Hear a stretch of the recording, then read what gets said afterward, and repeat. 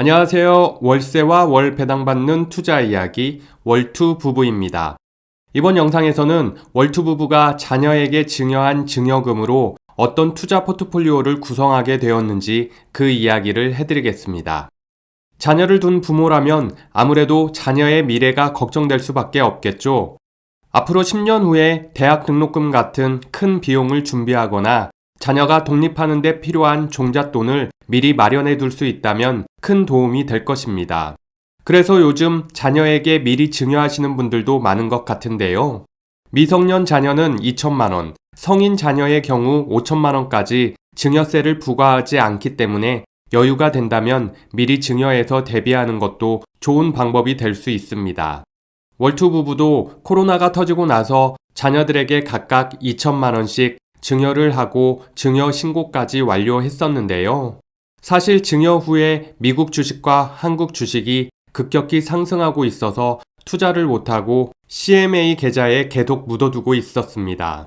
계속 오르기만 하던 주가가 이제 미국 연준의 금리 인상 소식과 러시아 사태 같은 지정학적 문제로 하락하고 있는데요. 당분간 주가가 많이 하락할 것을 기대하며 본격적으로 자녀 증여 포트폴리오를 구성하게 되었습니다.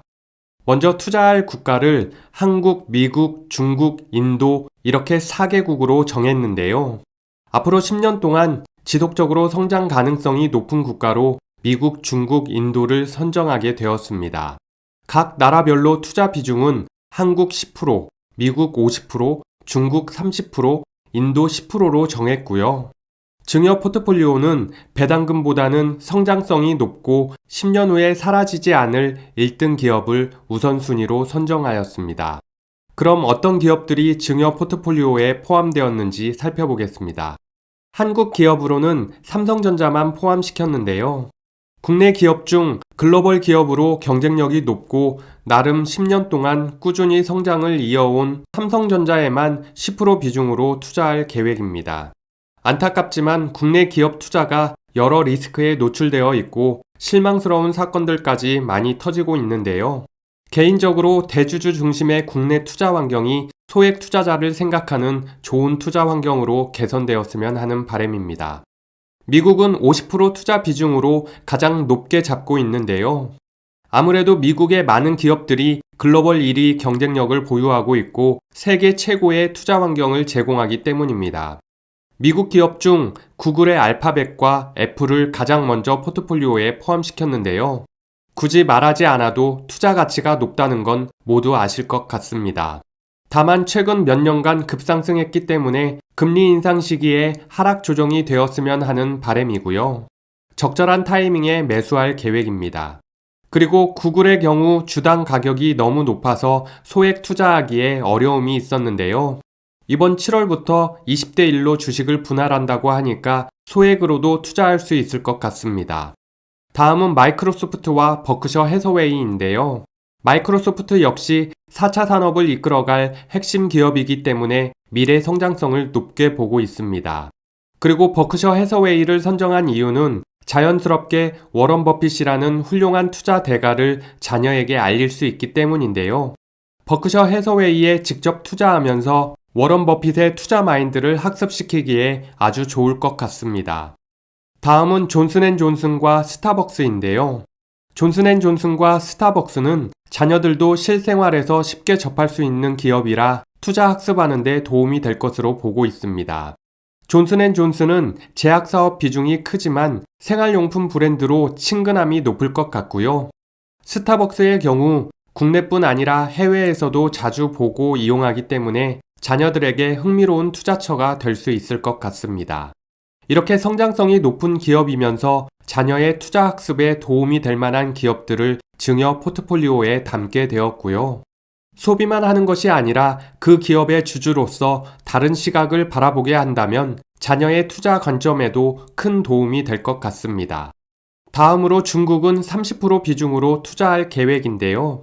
중국은 내수 시장이 크기 때문에 내수 1등 기업에 투자하려고 합니다. 중국 면세점 1등 기업인 중국 국제여행사와 중국 종합보험 1등 기업 평안보험, 그리고 중국 유제품 제조 1등 기업 이리시럽 그룹까지 3개의 기업을 포트폴리오에 포함시켰습니다. 중국 본토에 위안화로 직접 투자하는 이유 중 하나는 앞으로 위안화 가치가 상승할 것으로 보고 있기 때문인데요. 만약 위안화 가치가 크게 상승한다면 주가 상승과 더불어 환율 측면에서도 유리한 성과를 낼 수 있을 것 같습니다. 미래에는 한 나라의 화폐를 보유하기보다는 경쟁력이 높은 나라의 화폐를 다수 보유하는 것이 좋다고 보는데요. 그런 측면에서 원화, 달러, 위안화 화폐를 분산해서 보유하는 것도 좋은 방법이 될 것 같습니다. 마지막으로 인도에 10% 비중으로 투자할 계획인데요. 앞으로 인도는 세계 경제 성장의 핵심 국가가 될 것이라고 생각합니다. 지난번 미중 패권 전쟁 영상에서 설명드렸듯이 인도는 미국, 호주, 일본과 함께 쿼드 동맹을 맺고 있는데요. 미중 패권 전쟁에서 인도는 경제적으로 큰 수혜를 얻을 가능성이 커 보입니다. 지금도 인도에는 훌륭한 기업들이 상당히 많은데요. 인도 대표 기업 시가총액 1위인 릴라이언스 그룹도 있고 글로벌 IT 서비스 기업 인포시스, 인도 1위 은행 HDFC 뱅크와 ICICI 뱅크, 인도 대표 자동차 회사 타타 모터스까지 다양한 기업들이 있습니다. 인도 기업은 개별 투자도 좋지만 ETF에 투자할 계획인데요. ETF 상품으로는 국내의 코세프 인도 니프티 50과 타이거 인도 니프티 50 레버리지 ETF가 상장되어 있습니다. 미국에는 블랙록에서 운용하는 iShares MSCI 인디아 ETF, 그리고 iShares 인디아 50 ETF 등이 상장되어 있습니다. 이 ETF 중 시총 규모가 가장 크고 운용 보수가 가장 저렴한 INDA ETF에 투자할 계획입니다. 이렇게 인도 기업을 마지막으로 월투 부부의 자녀 증여 포트폴리오를 모두 소개해 드렸는데요. 아직 자녀들이 어리긴 하지만 투자할 기업에 대한 정보를 공유하고 정기적으로 포트폴리오 손익을 함께 확인할 계획입니다. 실생활에서는 투자 중인 기업들의 제품이나 서비스에 대해 많은 이야기를 나눌 계획이고요. 4차 산업에 관한 이야기와 워런 버핏 같은 훌륭한 투자자들의 투자 마인드도 학습할 수 있을 것 같습니다. 이 증여 포트폴리오는 물고기를 잡아주는 게 아니라 물고기 잡는 법을 가르치는데 더 집중할 계획입니다.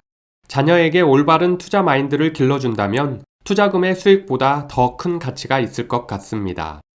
그럼 이번 영상은 여기까지 마치도록 하겠습니다. 이 영상이 도움이 되셨다면 구독과 좋아요 부탁드리고요. 여러분의 관심이 월투 부부에게 큰 힘이 됩니다. 고맙습니다.